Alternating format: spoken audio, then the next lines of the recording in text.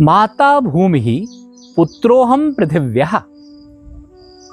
वेदांच्या म्हणजे अगदी अथर्व वेदाच्या पृथ्वी सुक्तातला हा मंत्र आहे.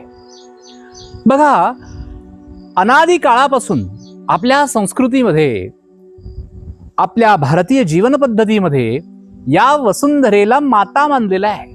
म्हणून म्हटलं की माता भूमी पुत्रोहम पृथिव्यः. आणि या वसुंधरेचे, या पृथ्वी मातेचे आपण पुत्र आहोत. तर या वसुंधरेकडे दुर्लक्ष करून कसं चालेल? आणि आता पुरुषोत्तम मासाच्या निमित्तानं तर आपण वृक्ष संवर्धन केलं पाहिजे.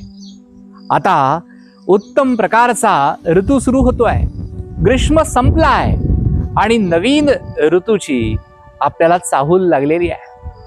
जर आपल्याला उत्तम शुद्ध प्राणवायू घ्यायचा असेल तर या वसुंधरा मातेला आपण पूजन कसं करू शकतो तिचं?